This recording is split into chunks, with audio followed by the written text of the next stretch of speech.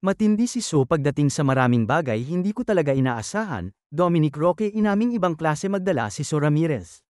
Mukhang may kinalaman nga ito sa patuloy na pagkakasama ng dalawa sinasabi ni Dom na ito ay tungkol kay So Ramirez kung saan talagang hindi inaasahan ang kanyang natuklasan kay So at kung gaano siya nito inaalagaan na ibanggit nga ni Dom na talagang ibang klaseng babae nga si So Ramirez. Inilahad naman ni Dominic ang tungkol sa paghanga niya sa galing ni Sue sa isang partikular na aspeto, tulad ng pag-arte, performance, o kahit personal traits, kung kaya't nakadagdag nga din ito sa kanyang paghanga sa aktres na talagang hindi naman din talaga may kakaila ang taglay na galing sa industriya ng showbiz.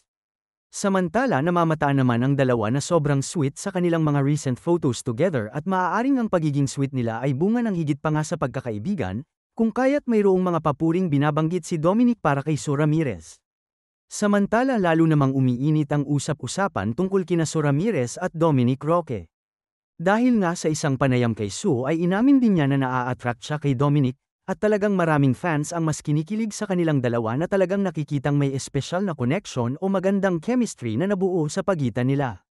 Kamakailan lamang, kinumpirma ni na Dominic Roque at Sue Ramirez na sila ay nagde-date at masaya sa kanilang samahan, sa isang panayam noong ika-20 ng Disyembre taong 2024, sa premiere night ng pelikulang The Kingdom, sinabi ni Dominic, "We're dating. Happy naman kami together. We're going out and ayun, kinikilala namin ang isa't isa." Sa parehong event, nang tanungin si So tungkol sa kanilang relasyon, siya ay nagbiro, "What's new guys, enjoy that information." Dagdag pa niya, "Enjoy kami.